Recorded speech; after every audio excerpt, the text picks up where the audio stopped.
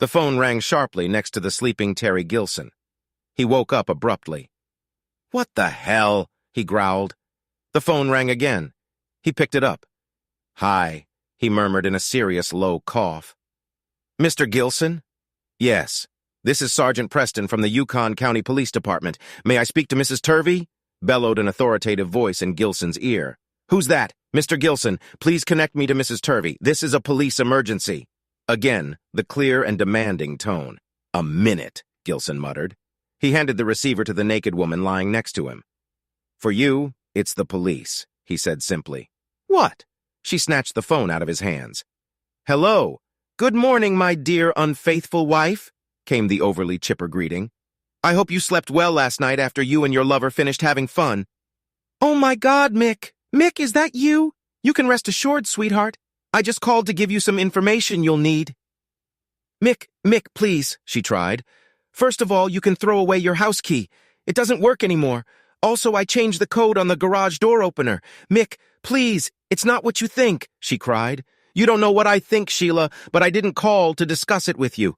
I called to tell you that your credit cards won't work anymore, and you can pick up your clothes and toiletries in the plastic tubs behind the side gate anytime you want." The voice turned as cold as ice. No, Mick, please don't do this, please," my wife pleaded desperately. "Too late, lovelies, I've already done it. But where shall I go?" she cried. Well, in the immortal words of Rhett Butler, "Frankly, my dear, I don't give a damn." The tube slammed shut in anger. I had started this process weeks ago, but this particular morning was the defining moment. If I hadn't been so sure she was sleeping in Gilson's room, I wouldn't have even tried the trick. I was surprised at how easily it had worked and how empty the moment had seemed. A cuckold's victory, I thought. Too little, too late. I suppose that's appropriate to describe my situation. My name is Michael McTurvey. I am 43 years old, and I work as a sales representative for a building materials company. I've been with this company for over 20 years. I married Sheila Pratt almost exactly 20 years ago. We were to celebrate our 20th anniversary next month. I considered the marriage a success, for we had 2 wonderful children. Our first Angela, my angel, was born a year and a half after we were married, and Ben, our son, was born 2 years later. I loved my wife and children unconditionally. They were the meaning of my existence. No man could be prouder of his family than I was. We lived in a modest home, but it had everything a family could want. The 3-bedroom split level was our second home, purchased 4 years ago. It wasn't new, but we made an effort to update it and make it our own. New kitchen, then a finished basement with a workshop for me, and a large family room that the kids could use for their entertainment. A garage where we actually parked our cars, and then new furniture for the living room and dining room. I felt like we had the perfect life. I met Sheila when we were both students in 11th grade. She was a pretty blonde with a nice body, so it wasn't hard to notice her. She tried out for cheerleading but was unsuccessful. I played receiver on the soccer team and thought we might make a good couple. I asked her out right after school started in the fall, and she said yes. We had been dating for a few months, and in that time, Sheila had matured into a very beautiful girl. I wasn't the only one who noticed. I thought we were dating, but never seemed to confirm it with Sheila. The next thing I knew, our quarterback Terry Gilson asked her out, and she said yes. I couldn't understand that. I thought we were a couple, but apparently I was wrong. Gilson was the star of our team. He was a big, talented high school senior with a strong arm and a will to win unlike anything I had ever encountered. As a quarterback, he was a coach's dream and a coach's nightmare. He had tremendous talent and fearlessness, but he just couldn't follow orders. As the rest of the team realized, Terry was not a team player. Terry was just Terry. Our team finished that season with a winning record, but I wondered how much better we could have been if Terry had stuck to the coach's script instead of making it up as he went along. For all his talent, he was undisciplined and very frustrating for all of us who worked in his shadow. Terry often bragged about entertaining every cheerleader at least once. I was grateful that Sheila wasn't a cheerleader, but I wasn't sure that would protect her. There was no point in my being angry at Gilson. He was what he was, a ruthless womanizer. He viewed these young girls as meat on his plate and intended to enjoy them. I was hurt that Sheila had fallen in love with him, but I knew there was nothing I could do about it. Terry would be gone next year, and Sheila and I would still be here. Maybe I still had a chance, but it didn't happen. I started dating Marilyn Erlocker. Since seating at our school was alphabetical most of the time, Marilyn most often sat behind me and had me in her sights. Marilyn was a nice girl, but it wasn't what I was looking for. I wanted something more exciting, but that was asking too much of Miss Erlocker. We got along fine, and I think she was impressed that a soccer player was interested in her, but that was about it. In the spring, I started looking for a replacement. Meanwhile, Gilson had dumped Sheila in favor of some other girl, and she was available again. I thought about it, but given the way she dumped me, I decided to ignore her. By the end of the year, she had found someone else, and I was on the sidelines again. In 12th grade, things were different. Roger Davidson became the quarterback of our team, and he turned out to be something Terry Gilson was not. He was a leader and a better team player. He looked to us to determine who could do what. I thought more than once that this guy could make a coach. He understood what it took to win, and to get the most out of what the team had to offer. The result was great. I was catching passes like never before, and we were winning regularly. When Roger would go into the huddle, he would be quiet, tell the play, and make sure everyone knew how to act. This was all new to me, and I loved it. I continued to avoid Sheila. My ego still hurt from my affair with Gilson. I wasn't really surprised when Roger started dating her. For all his talent and leadership, he was a quiet guy, and it was hard not to like him. Oddly enough, I was fine with them. If I couldn't be with her, Roger was my choice. I think she felt the same way. Sheila wasn't the smartest girl in school. In fact, she scored an average C average, and like many of her classmates, got a job. She never had plans for college. She must have realized her limitations. She took a job as a bank teller at the mall. After high school graduation, I lost touch with her. I was on my way to college and already dreamed of playing soccer, drinking beer with the boys, and dating only the prettiest girls who would aspire to be with the soccer hero. By Christmas, reality set in. I failed 3 classes, and while I enjoyed every minute I spent on the soccer field, the rest of my campus experience was not so enjoyable. There was no line of girls waiting to go out with me. Beer was downtown and expensive for my limited budget. Classes were a torment, and it was hard for me to realize that the learning process was solely up to me. There was no one to monitor me and make sure I was attending class or completing assignments. It was a very different world. The grades posted on the board at the end of the semester were disappointing. I was in danger of dropping out. Well, I said to myself, next semester, no soccer and no girlfriends. I might as well do this. It wasn't easy. It was a whole new way of life for me. It was a struggle. I made it through, but not by much. With a year of college under my belt, I wondered if this was what I wanted to do for the next 3 years. If I asked that question, I thought the answer was obvious. No. I found a job in an office in the city, and every morning I would get on the bus, work my 9 hours, get on the bus again, and go home. After a few months, I realized that this couldn't be my future. I needed something more. I lasted almost 2 years, but I was constantly looking for something better. If you asked me what my career path would be when I graduated from high school, I would have no idea. I certainly wouldn't include the sales category. In my mind, a salesperson is someone who goes door to door selling brushes, kitchen utensils, or magazines. That's definitely not me. I got a different perspective when I saw what industrial sales was all about. You had to know your product and show people that it was a good, if not better, product than the one they were using, and then convince them to buy it. More importantly, the technical side was something I could get passionate about. It didn't take me long to realize that sales is a strategy. What do you have that the customer needs? Why would he want to buy it from you? I applied for a transfer to one of the operating branches and was given the opportunity to work in sales, an inside job.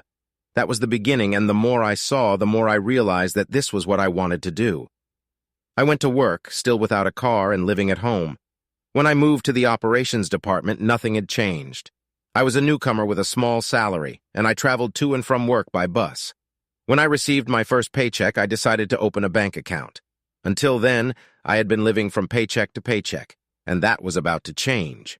For convenience, I chose a bank near the bus stop and walked in. As I approached the customer service counter, I stopped in my tracks. The young woman who was soon to serve me was named Sheila Pratt. I was a little worried, but since I had a few more people ahead of me, I had a chance to calm down and think about what I wanted to say. I hadn't seen her in 3 years, but as much as I studied her, she was just as beautiful as I remembered her. It didn't take Sheila long to take care of the people in front of me, and then it was my turn.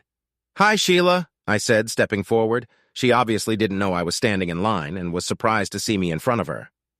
"Hi, Mick," she said after a moment's pause. "What can I do for you? I'd like to open an account. I need to deposit my paycheck into it." Oh, of course. Let me get one of the staff to help you," she said, smiling. "Yes, thanks. It's good to see you again," I offered weakly. "Yeah, it's good to see you too." The smile was genuine, it seemed to me. A week later, I went back to the bank to pick up my blank printed checks and saw Sheila again. This time she was walking down the street, I realized, delivering mail. I watched her as I stood in line and wondered what was going on in her life. There was only one way to find out. After picking up the box of checks at the service counter, I looked around for Sheila and saw that she was standing behind the side counter, obviously not doing anything. I walked over to her. "Hello again," I said, smiling. "Hey, how's it going?" she asked. Her smile was the one I remembered from when we were dating. She was sincere, honest, and very attractive. "I'm fine. I work at Polar Industries now. I work in sales," I offered. "Well done. Do you like him? Does he have a good future?" she asked, seeming interested. "Yes, I like the company and the products it represents. I think I'm lucky." "Good, Mick. I'm glad to hear that. Sheila, would you like to have coffee with me or something else?" Hesitantly, I asked. "We could catch up." "Sure, that would be nice. I'll be free in a few minutes. Why don't you wait for me and we could go to the coffee shop next door?" she suggested. "Great," I said with a wide smile. "I'll be waiting out front on the bench." Now I understand her charge only, but she did not take off for the first time. I best cared for her peace and rest. I had to get a living there. "Alexandra, I want some. Let that be just real." She was a daddy's girl from the moment she was born. When she was little, if she was upset or crying, I would pick her up in my arms. She would calm down, smile at me, and all was well again. I always thought I wanted a son, but Angie was everything I could have wished for. Our son Ben was born 2 years later, and I was as happy as only a father can be. Sheila was Ben's special parent, and I was Angela's special parent. It was the perfect family, I thought. Sheila often told me the same thing. She was happy and content with our lives, she told me. We had our moments, but they never lasted long, and I knew I was lucky. I had a wonderful wife and 2 wonderful children. Right after Angie was born, I was given a sales territory and was on cloud 9. I fell into the job like a duck into water, and within a couple of years, I was earning almost double what I started with. Success breeds success, and now I was earning much more than I expected when I started at Polar. 5 years later, we were able to buy our first house. It was a small bungalow, but it was all ours. Sheila spent hours leafing through magazines looking for the right things. Angie and Ben contributed too, but it was Sheila who chose the decor and colors.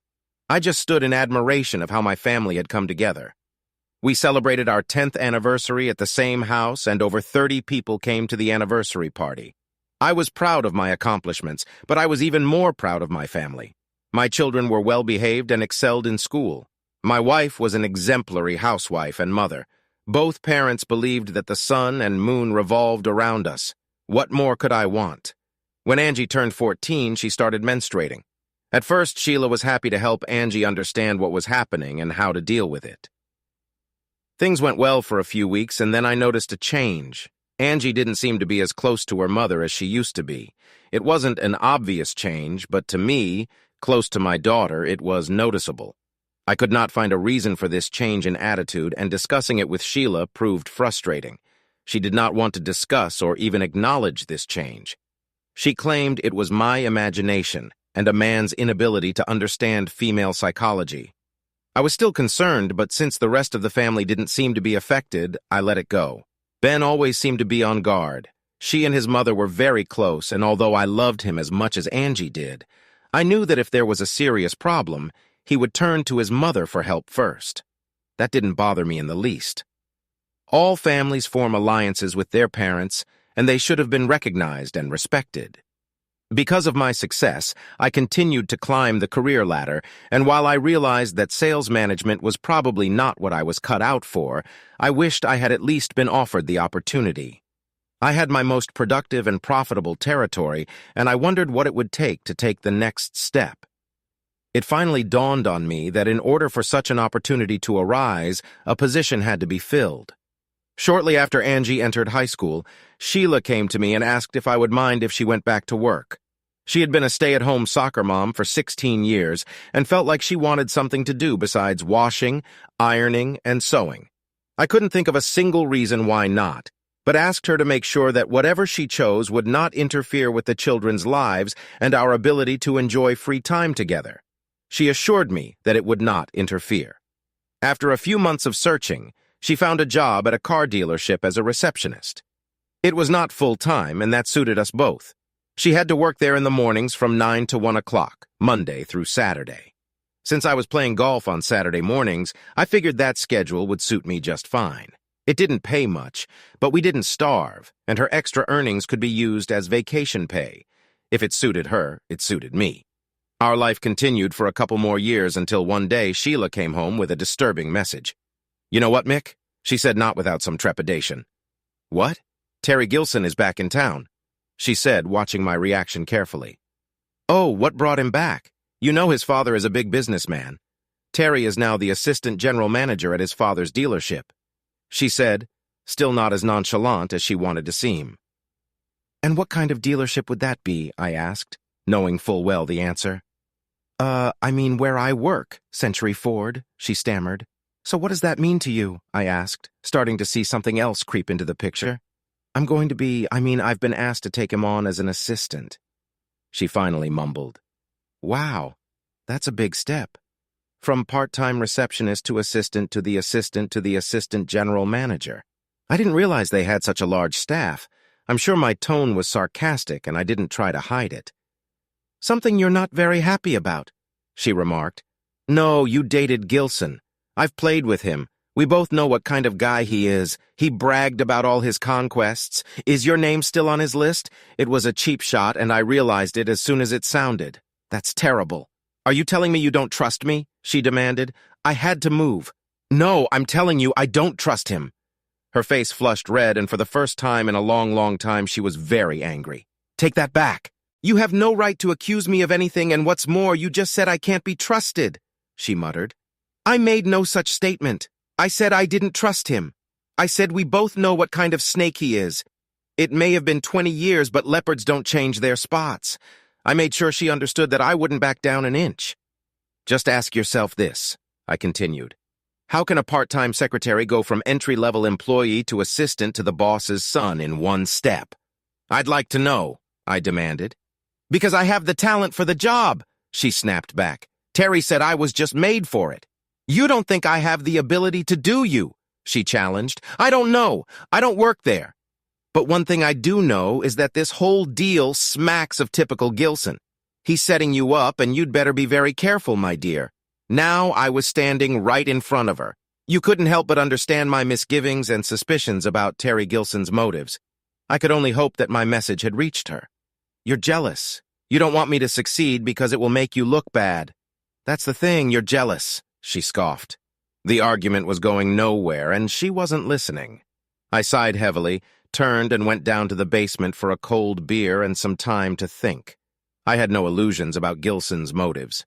He had seen an attractive woman he thought he could get without much effort. What did it matter if she was married? He probably remembered me from high school and didn't think I was much of a nuisance. I would keep a close eye on the situation, of that I was sure. It was a week before we returned to calm water in the house. My argument with Sheila was unfortunately overheard by our children. It was hard not to hear as we both raised our voices. As always, when things calmed down, Angie came to me when I was alone.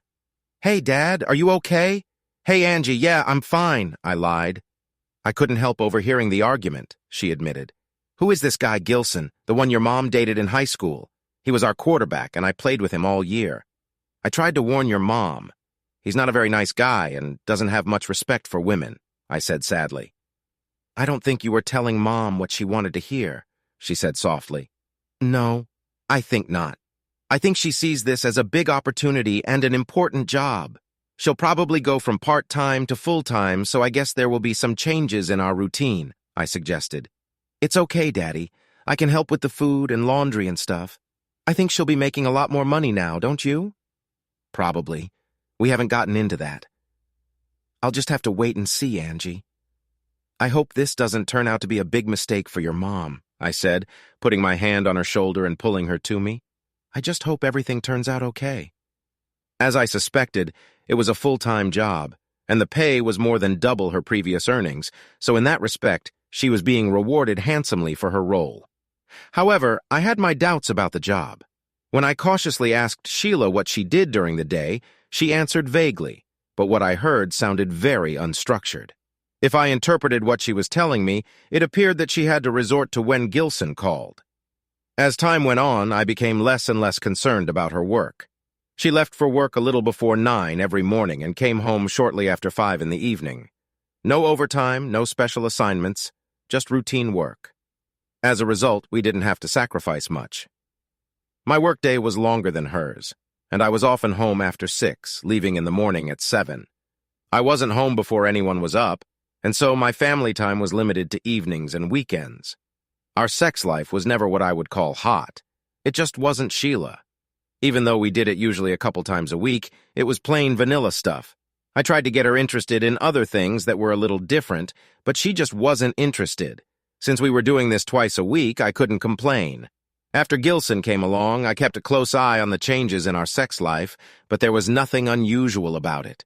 We were doing pretty much the same things we'd been doing before. I've always tried to get along with my neighbors. It's a lot easier to live that way. The McDonalds on one side of us were quiet people and quite elderly.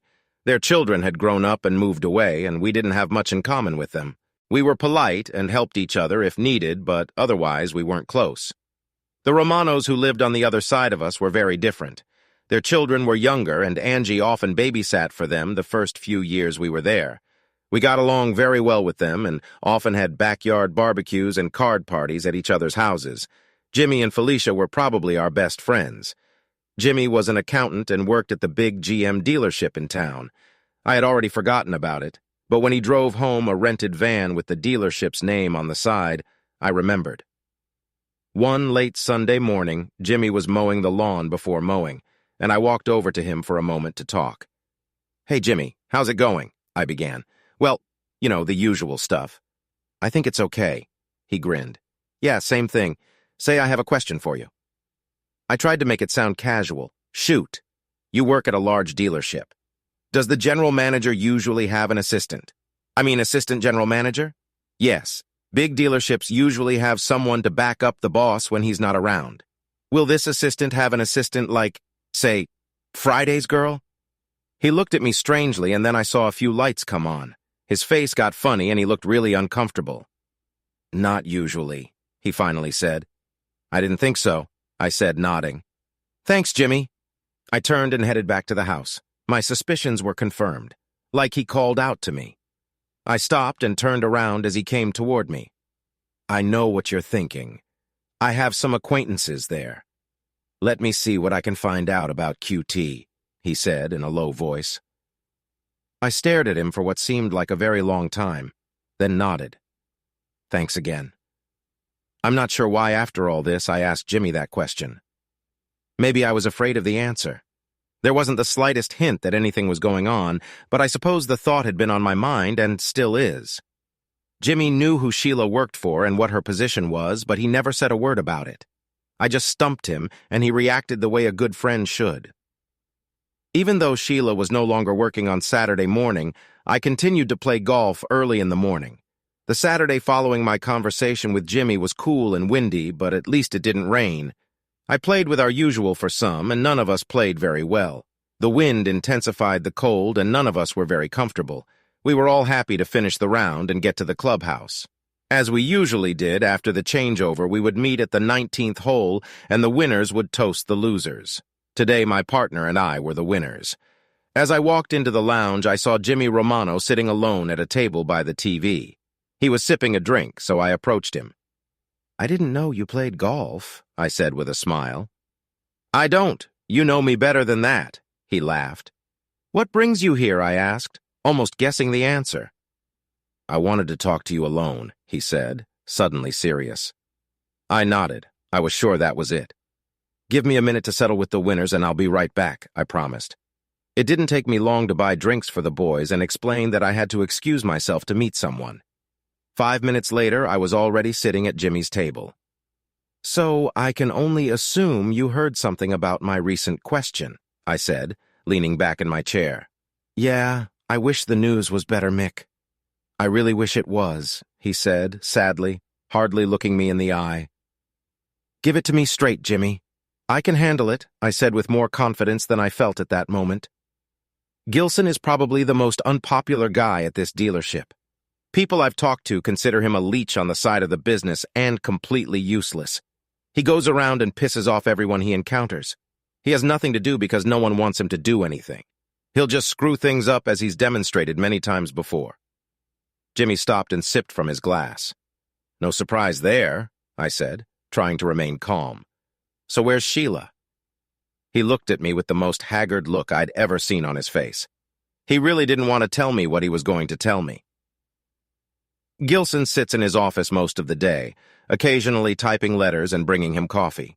The only time she acts fast is when old man Gilson shows up, and she quickly disappears into the parts department or the employee break room.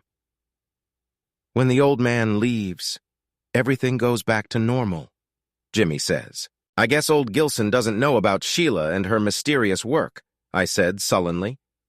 Jimmy only nodded. Then he paused and I realized there was more to it.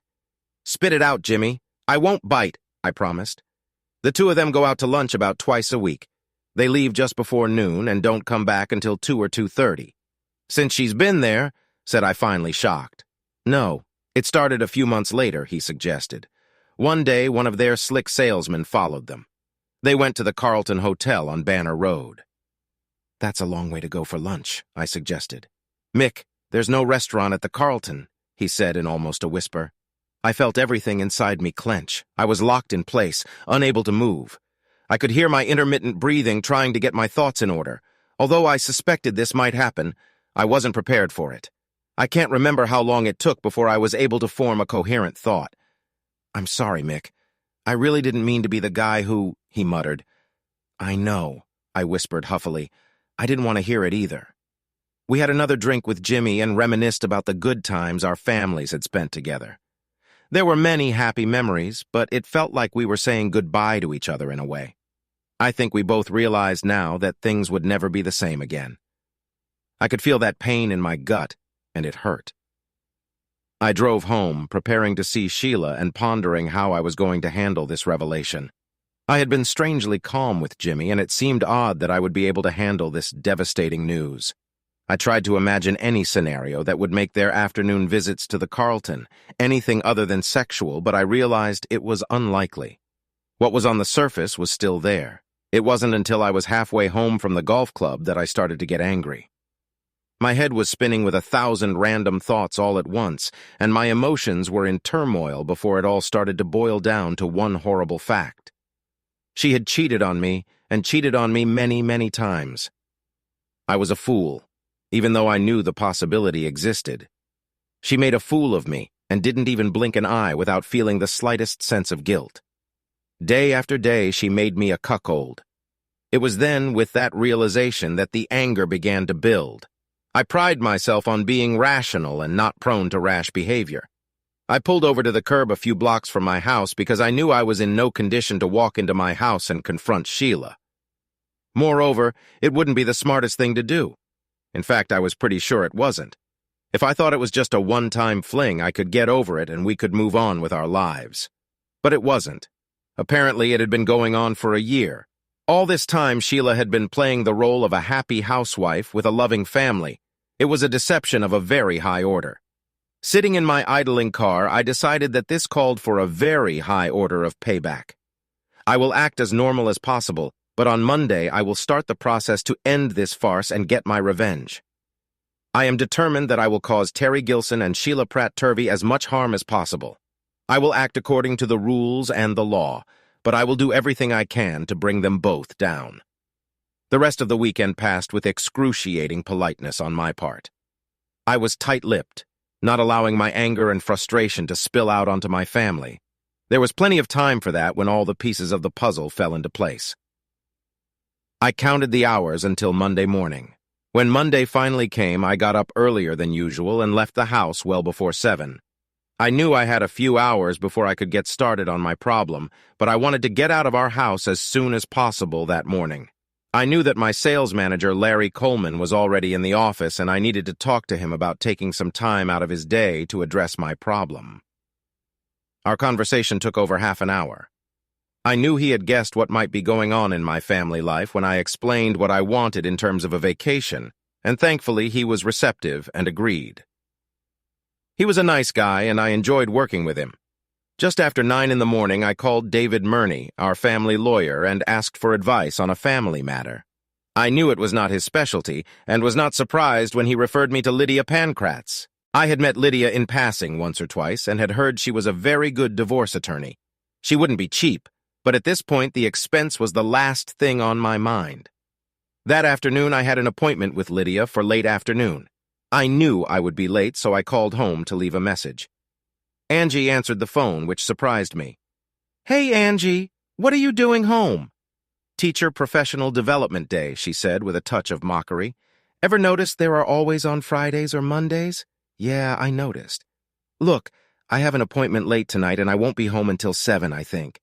Let Mom know, okay?" "Sure, Dad. Say, are you okay?" she asked, with curiosity in her voice. "Yes, of course. Why do you ask?" "I don't know. You didn't seem like yourself this weekend.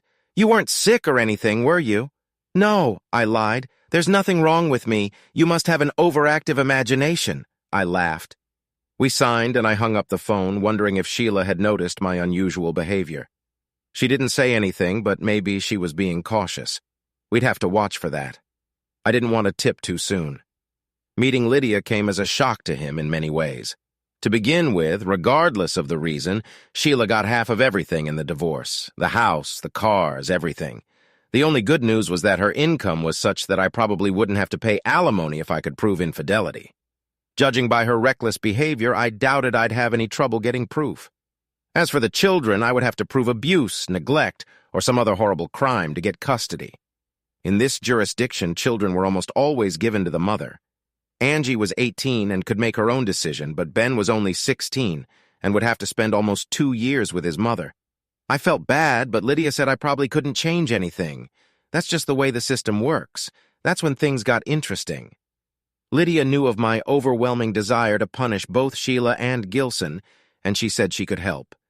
Since Gilson was her boss, I could sue both him and the company he worked for as co-defendants in the divorce case. In other words, since so many people knew about their little game and did nothing to stop it or report it, we could sue them for a very large sum of money. Better yet, none of that money would go to Sheila. Lydia said she would make inquiries about Century Ford and begin the paperwork for the divorce proceedings. At this point, the reason for the divorce remained open. I was to decide whether it would be irreconcilable differences or infidelity. Lydia suggested that since their liaisons were so predictable, it would not be difficult or expensive to get some photographic evidence to solidify the case. I told her I would think about it. When I got home that evening, a happy Sheila greeted me, informing me that my dinner was already in the oven, and she poured me a glass of wine. I was immediately suspicious. Such behavior was unusual for her. I went upstairs, changed my clothes, washed my face, and went down to dinner. When I sat down at the table, Sheila sat down too, also with a glass of wine. "I have some interesting news, Mick," she began with a broad smile. "Oh, I've been invited to the regional dealer convention next month in Marysville," she said proudly. "Really? Just you?" I asked, almost knowing the answer before I even asked it. "Well, no, Terry and Kurt Jenkins are going to," she said with some nervousness. "Oh, I see. And how long does this convention last?" 3 days. Thursday, Friday, and Saturday. I'll be back on Sunday." Now the nervousness was fully evident. Sounds like you're looking forward to it," I quipped. "Yes, this will be my very first convention. I'm sure I'll learn a lot." She changed in an instant. Now she had that happy enthusiasm in her again that she had a moment ago. "Yes, I don't doubt it. I replied with slight sarcasm. As my mind picked up on my emotions, I began to realize that this could be the opportunity I was looking for. She almost set herself up to be caught. "So you're okay with that?" she asked uncertainly. "Yes, dear, I don't mind. I trust you. I know you won't do anything inappropriate," I said with a straight face as I could muster. I saw the blush on her face for only a moment before she stood up, leaned across the table, and kissed me. "Thanks, Mick." I finished my meal in silence, and Sheila went back into the living room to watch some mindless TV program. I found it strange that I wasn't upset or angry or anything. I was numb. I had just let my wife go out of town for 3 days and have fun with some asshole I hated, and I felt nothing. The next 2 days went fine, just normal. I got through my work, but my mind was a mess of thoughts, and I wondered how it was all going to turn out. I started thinking about Ben and Angie. What would they think? How would they react? When I destroyed their mother, would they hate me? I couldn't think of a way to protect them from what I was about to do, other than to call the whole thing off and let Sheila continue doing what she was doing. Deep down, I knew I would never let that happen. On Thursday morning, Lydia called me at the office and asked me to meet her in the afternoon. We set the time for 3 and I arrived early. I wanted to bring her up to speed and start the process. I made a few decisions. "Lydia, something interesting happened on Monday. Sheila told me that she's been invited to attend the regional Ford dealer convention in Marysville in 3 weeks. It won't surprise you to learn that she'll be going with Terry Gilson and another guy from their office." I paused, waiting for her reaction. "You're right. There's no surprise at all. My sources say the whole thing was set up a long time ago. I guess she finally got up the courage to tell you on Monday," she said calmly. "Yes, Monday." "How did you know?" I asked with a smile. "Well, it's a trade secret. But let's just say she's not as smart as she thinks she is," Lydia grined. "I've decided we should try to get some pictures." "Will that allow us to file an infidelity report?" I asked. "Yes, definitely. Now we know they use the same room in the same hotel every time. That's silly. My friend is getting some photographic evidence this week, and that should be enough to make the case. But that's not all." She grined. I looked at her satisfied smile and waited for the next news. Century Ford is owned by Terry Gilson's father, Knox Gilson, as you probably know. I know there is a morals clause in every employee's contract, and this will make our additional lawsuit much easier. In fact, it will be a piece of cake. She smiled slightly. "How much do you think we can get them for?" I asked, feeling an evil streak awakened in me.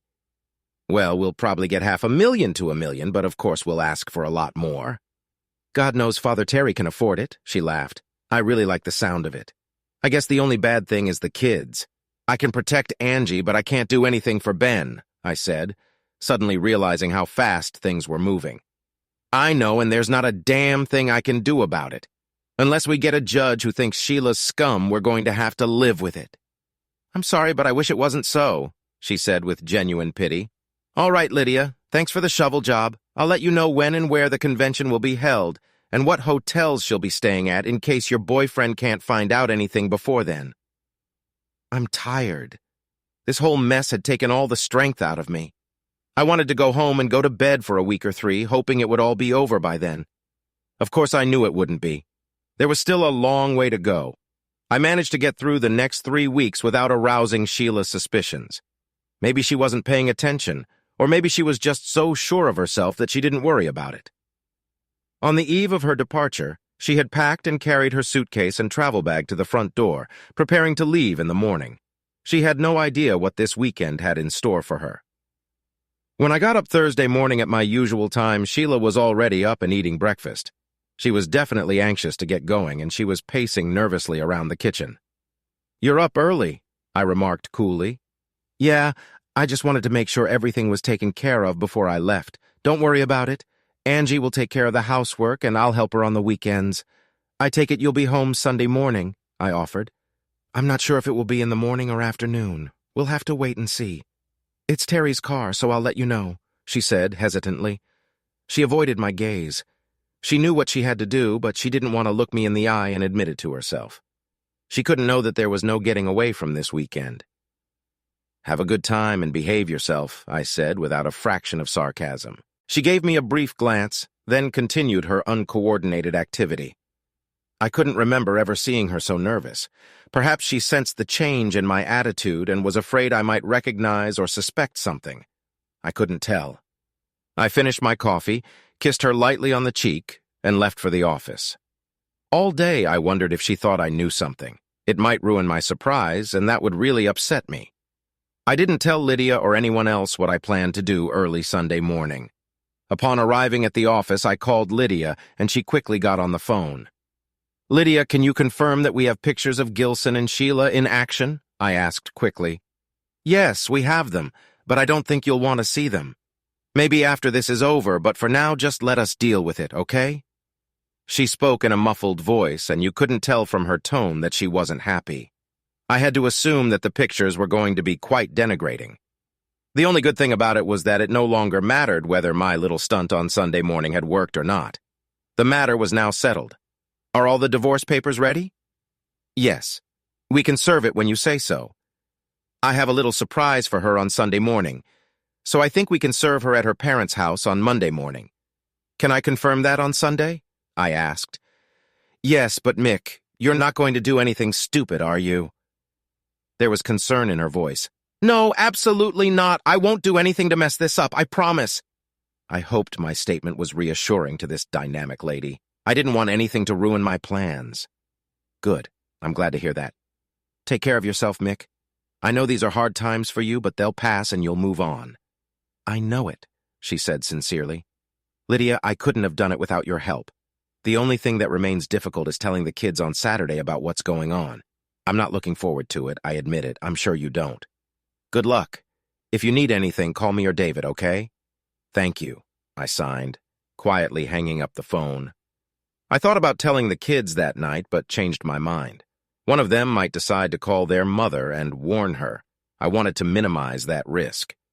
She looked called around 8 o'clock that evening, and her voice was very chipper. She enjoyed the convention and the various booths. She had a nice room, and the restaurant served very good food. She talked to me briefly, but spent more time on the phone with Angie and Ben. She gave us her room number, 1228. When the kids went to bed at the usual time, 10 o'clock, I waited until I was sure they were asleep, and then called the hotel and asked for room 1228. If Sheila answered, I would just say goodnight and say something nice to her.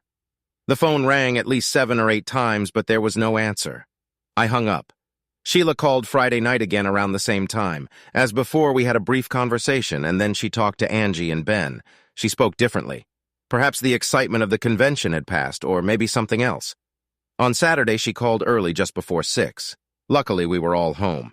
Once again, our conversation was short and not very personal.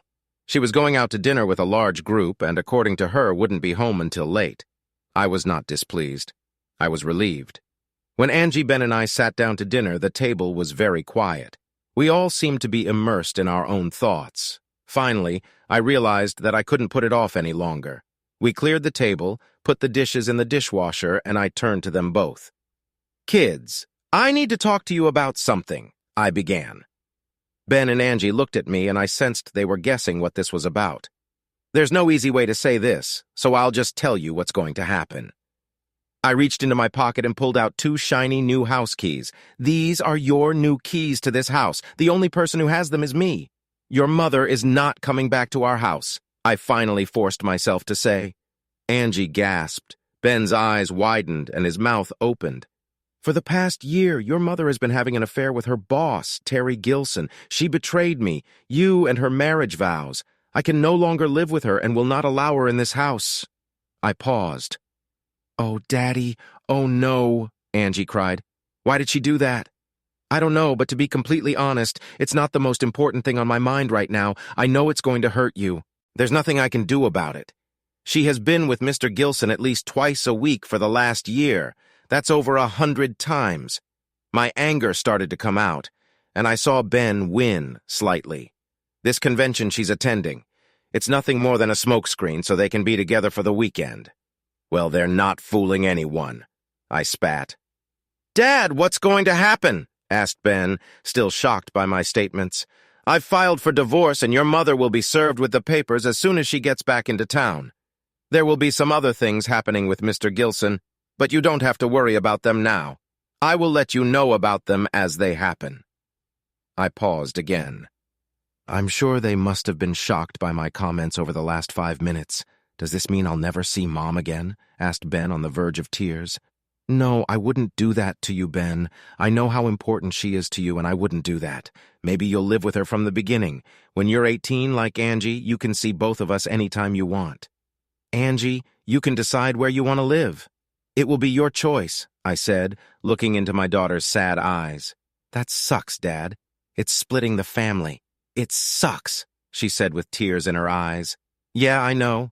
Unfortunately, it's the courts that make those decisions, not me. I thought long and hard about it. I suppose I could tell your mother everything I know and just get on with my life, but I couldn't do that. I have to admit, I'm very, very angry with your mother. She lied to us. She lied to us.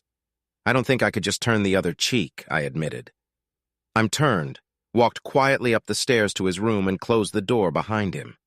He's in shock, I thought. I'll go up and sit with him in a little while when he's had time to realize what's about to happen. I turned to Angela and she looked at me sadly, then stepped toward me and hugged me. I'm so sorry, Dad. I know how much it hurts. I can't believe she would do it again, she cried. I threw my head back and stared at my daughter. Again? She nodded, lowering her eyes. Tell me, please, I said quietly. It was 4 years ago. My period had just started and I was having trouble getting my period. One morning when I was in class, I started having severe cramps.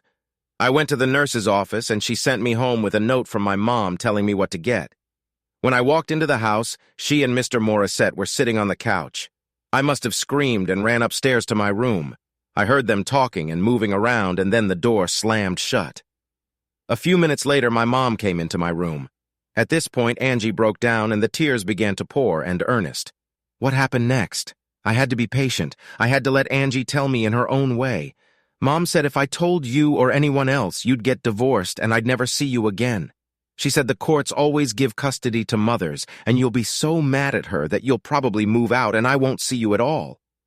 She looked up at me and shook her head. I was scared, Dad. I believed her. I couldn't lose you. Not then, not ever again. I guess I promised Mom I wouldn't tell anyone. Except Ben, I never told until now. I put my arms around her again and pulled her to me. That conniving bitch had used Angie's love for me against her and blackmailed her into silence. So Gilson wasn't the first and he wasn't the only one. I began to wonder how many there could have been. How could I have been so stupid? How had she managed to pull all this off without me suspecting a thing? Had I been so stupid that I hadn't noticed what was happening?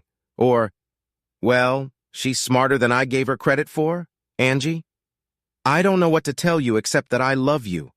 I will do everything in my power to be a good father no matter what happens in the future. You're old enough to make your own decisions, and I want you to know that whatever decision you make, I will support you, and it won't change my love for you. I didn't think I could say anything else. Thank you, Dad. I know that, and I know I want to be here with you. You need someone, and I think you're stuck with me. She smiled through her tears. We hugged again. I think I'd better go upstairs and talk to Ben. I'm sure it will be very hard for him to get over it. Who said you told him about Mr. Morissette? Yeah, about a month after it happened. Ben said she was acting weird and he noticed that Mom and I were kind of avoiding each other. I told him what I saw. How did he react? I asked. That's funny. Like it wasn't a big surprise, or maybe he suspected something. Angie replied thoughtfully. I was sure he'd think I was lying, but he didn't say anything at all. He just mouthed off and kept it to himself. I nodded and stood up, heading for the stairs in Ben's room. I knocked softly, then turned the knob and gently pushed the door open. Ben was sitting on the bed, staring out the window with empty eyes. It took a few seconds for him to acknowledge me, but he still didn't say anything. I'm sorry, Ben. You know I wouldn't hurt you if I could help it. I hope you understand. I couldn't leave things the way they were, I said quietly. He nodded and turned to me. I'm sorry too, Dad. Mom really hurt a lot of people, didn't she? He said in a barely audible whisper. Yes, yeah. I don't know what will come of all this, but I'm sure your grandparents will be very upset with her, I replied. Why, Dad? Why? I have no idea, Ben. She's never once hinted to me that she's unhappy or dissatisfied with her life. Not a single hint, I repeated. I hate her, she suddenly muttered. No, don't do this, Ben. She loves you. You can be sure of that. It's something else, something I don't understand. Maybe she doesn't either, but don't let your anger consume you. I know you love her. Perhaps in time you can forgive her. I know she would never want to hurt you or Angie. Never, I said, in as positive a tone as possible. He turned to me again with a devastated look. I put my hand on his shoulder to reassure him. After a few minutes, I got up and left his room, closing the door behind me. After I woke up Sunday morning, all hell broke loose. Sheila tried to call home, but I got Angie and Ben, and we headed out for breakfast. We may not have had much of an appetite, but we needed to get out of the house. I also turned off my phone and asked Angie to do the same with hers. I didn't want Sheila pissing her off over nothing. I told the kids what I had done by calling early in the morning, and Angie laughed. Ben smiled, and I realized they approved. Why didn't I feel better then? After breakfast, we drove to the park by the river, and the three of us went for a walk. I think in some strange way we all felt better, perhaps because all the tension and anticipation of what was to come had subsided. Angie and Ben knew what was going to happen next, and they knew when it was going to happen. I myself had a knot in my stomach that would not dissolve. I was beginning the process that would end with the dissolution of my marriage and the breakup of my family. I still had to talk to my parents, but that was one of the two important things to do today. Of course, I would also call Lydia and tell her what I had done. I dreaded talking to George and Amy Pratt, Sheila's parents. We were close, and they adored their grandchildren. I wasn't sure how they would take the news or which side they would take. I decided to leave it at that until Sheila could decide for herself. She needed a place to live, and I suspected she would run home. I called Lydia Pankratz first. I told her about my little stunt, and she too laughed at my recklessness. "Now that's something I'd never want to get," she grinned. "I hope you enjoyed yourself, Mick." "Not really. Cheap revenge, I guess. But now she knows, and she knows some of the consequences," I said, noticing the note of anger in my voice. "How about the kids, Mick? I spoke to them last night, and I think things are stable. They're not very happy, as you can imagine, but they understand everything, and I think we'll have to wait and see what the long-term effects are for them," I said. "But I have another surprise." "What?" Lydia was confused for a moment. "Angie told me that about 4 years ago she caught her mother with another man. Sheila threatened Angie. She told her that I would divorce her. She would get custody and they would never see me again. She blackmailed her into keeping quiet," I concluded. "My God, could she have done that?" asked Lydia in amazement. "I thought I knew her. I was wrong. I don't know her at all. She's just a disgusting woman," I said, more with regret than anger. Lydia must have been wondering what to do next. After a few minutes of silence, she spoke again. "Stay close to Angie and Ben, Mick. They need you to be there for them. It's going to be hell for them for a while. Be there for them," she concluded. "Thanks again for your help, Lydia. As soon as I know where Sheila ends up, I'll let you know and you can serve her." We signed, and I slammed my cell phone shut. It would be much harder to reach my parents. The conversation with my parents was mercifully short. I described the situation, and their first reaction was concerned for Angie and Ben. I recounted my conversations with them last night and how they seemed to be fine today. This seemed to reassure my mom, and both said they would talk to us later when things had settled down. I wondered when that would happen myself. I turned the phone off again. It beeped, saying it was waiting for a call, and I was pretty sure it was Sheila. She wasn't on my list to talk to today. Angie, Ben, and I sat down on a picnic bench in the park, and I explained that I didn't want to be near our house for the next few hours. I expected their mother to rush home to try to get in. Seeing that her key was useless, she would surely make a ruckus. I suggested we go out of town and stay there until a late dinner and then come back. They agreed, and we talked about where we could go. There was an open-air fair in a small town a few miles south, and we decided to see what it was all about. The fair was very interesting and fun. We ate a few hot dogs to get us through dinner and overall enjoyed an old-fashioned country fair. It took our minds off our problems and allowed us to think about something else. We didn't get back into town until almost 7 and stopped at a nice restaurant for dinner. We knew that sooner or later we would have to face changes in our lives, but on this last day we could get away from it all and find some peace and quiet. When we got home, it was almost 9 o'clock. Sheila was nowhere to be seen, and the house was dark. I parked the car in the garage and we went inside, turning on the lights as we went. Nothing had changed in the house since we'd left for breakfast that morning. The children went to their room and got ready for bed. I turned on the TV, but there was nothing interesting on, so I went to bed too. It was a restless night for me. I didn't know what tomorrow would bring. I knew that my phone call and serving the divorce papers would have consequences. It was only a matter of time. I reconnected the phones when I got up Monday morning. I didn't expect to hear from Sheila so early. I was wrong. Almost immediately the phone rang. We didn't have caller ID, so I had no idea who would be calling this early. I decided to tempt fate. Hello? It was a cautious greeting on my part. Mick? Mick, please, we need to talk. I was Sheila, of course. What is there to talk about? I asked in a low voice, trying not to disturb the children. Oh my God, Mick, I'll tell you what, I can explain. It's not what you think, she moaned. That's the second time you've said that. What do you think I think? I challenged. It wasn't like a novel. It was just a stupid mistake. Don't ruin our marriage over a stupid mistake, she pleaded. You must think I'm the stupidest person on the planet, Sheila. I know for a fact that you've been having fun with asshole Gilson for a year, no less. And now I know that Francis Morissette is one of your buddies. We got pictures and all the proof we need. It won't be pretty, Sheila, and you have no one to blame but yourself. I promise you it will be ugly. With those words, I hung up and disconnected the phone again. I came to work and informed Larry Coleman that I was divorcing my wife, and if she called, I would ask him not to transfer the call. He agreed and immediately went to Gloria's switchboard to inform her of our request. I went back to my office and tried to burrow into the papers on my desk. Everything was going well until about 11 o'clock in the morning when the phone rang. It was George Pratt, my father-in-law. Good morning, George. I can guess why you're calling.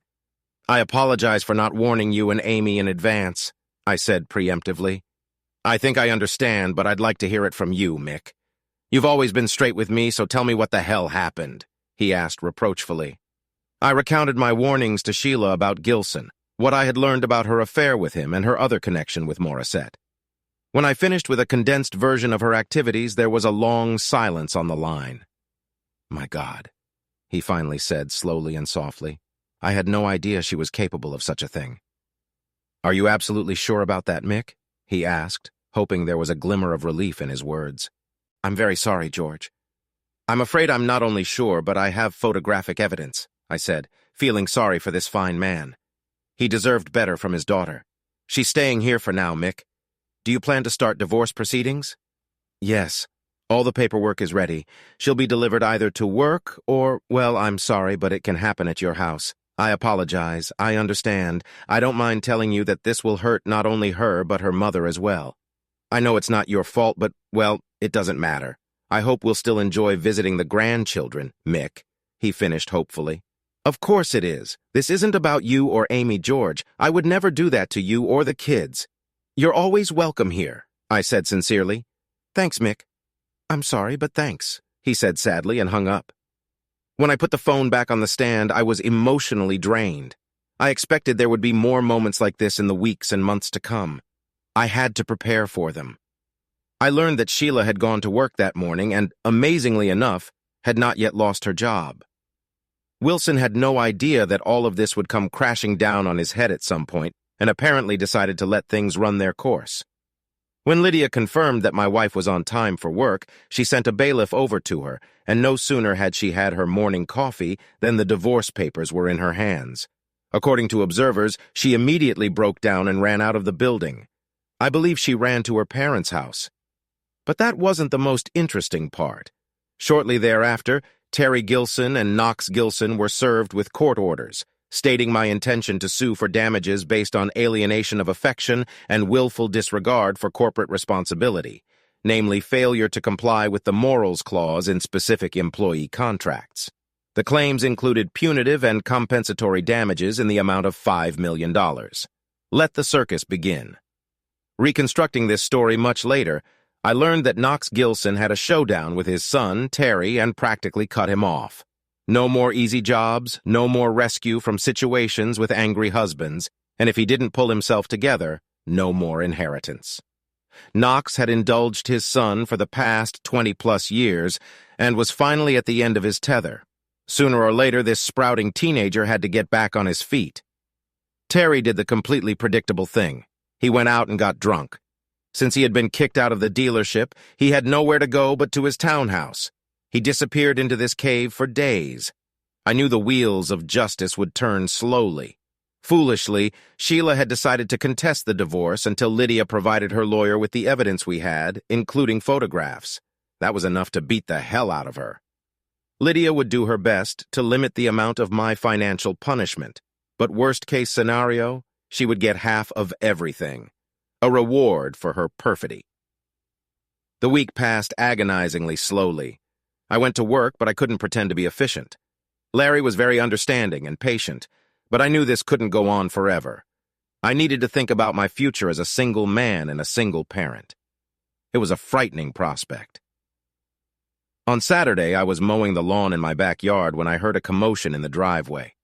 A car door slammed, and a few seconds later, I heard someone pounding on my front door. Neither Angie nor Ben was home, so I walked around the side of the house and ran head-on into Terry Gilson. He looked like he'd been dragged behind a farm tractor for several miles.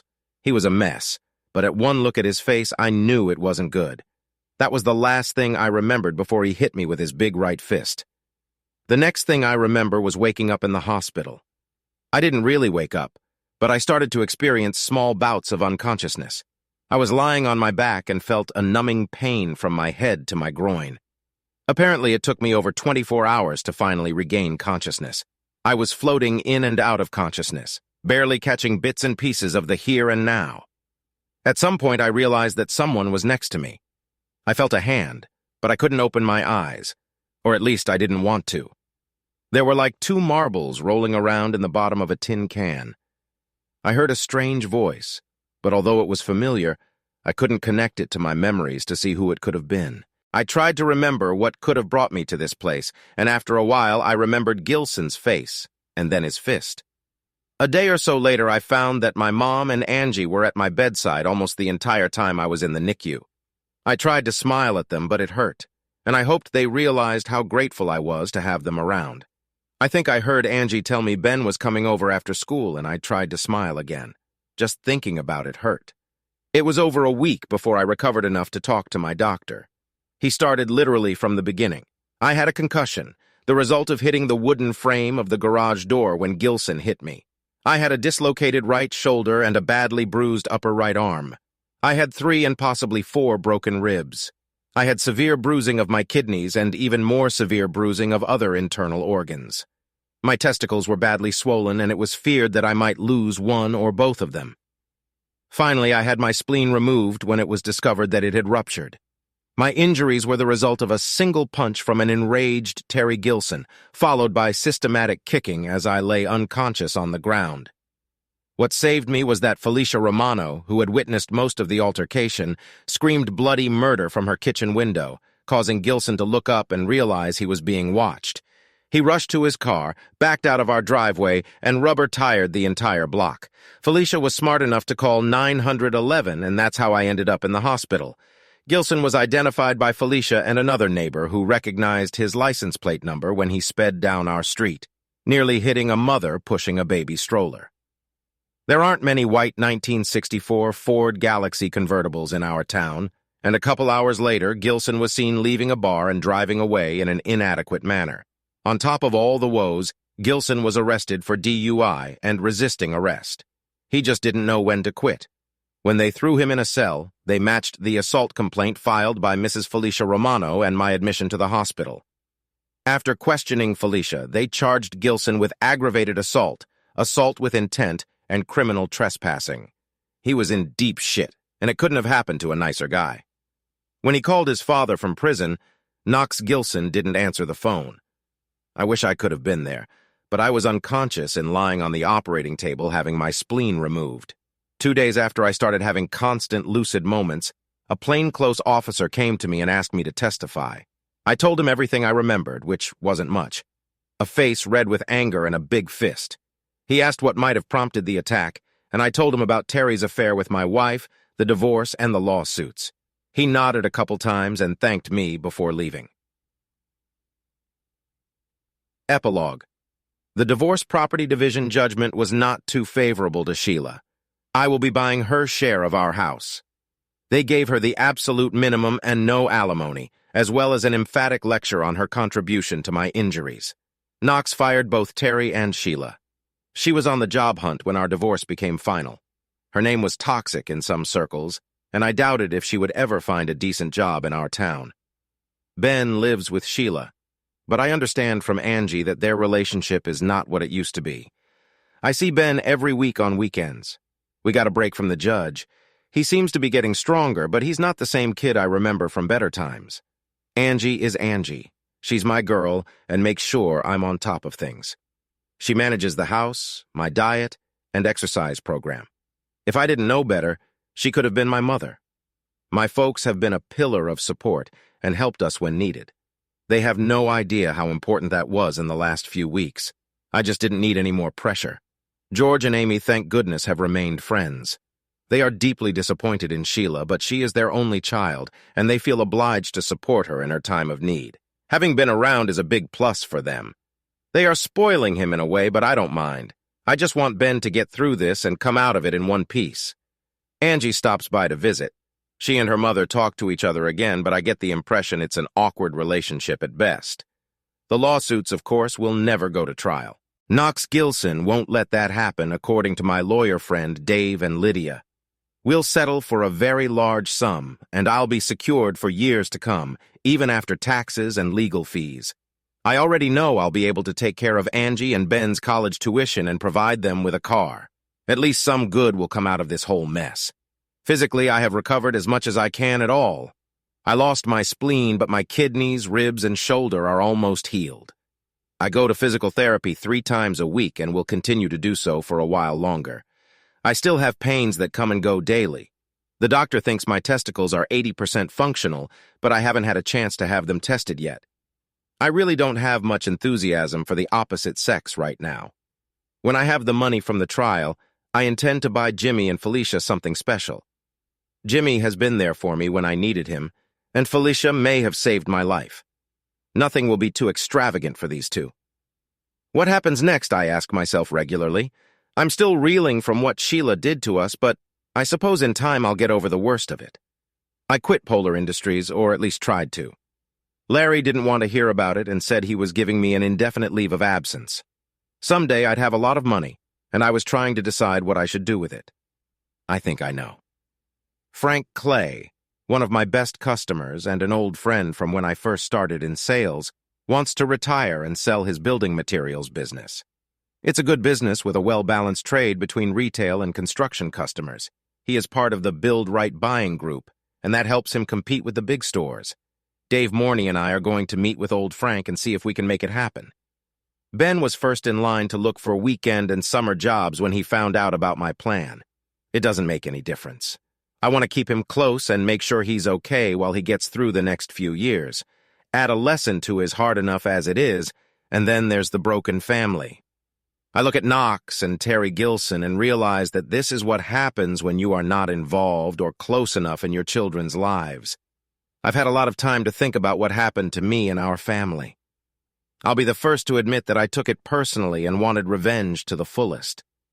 I still feel the same way. Perhaps if I had only had to deal with Gilson, things would have been different. I guess I can imagine how he might have swayed and charmed someone like Sheila. But when I learned about Morney and how she blackmailed our daughter into silencing her, all thoughts of compassion vanished. Dave says Terry will spend 2 to 4 years in prison for assaulting me. We talked about a civil suit as well, but there will be no one to sue. His father disowned him. He has no job, no skills, and no prospects. When he gets out of prison, he will be in his early 50s and a bleak future awaits him. There is nothing more we can do to hurt him. Amazingly, Knox Gilson came to me while I was in rehab. He apologized for everything that had happened and for his deadbeat son. I accepted his apology as sincere. He was well aware that the emotional damage his son had done to me was accompanied by physical damage.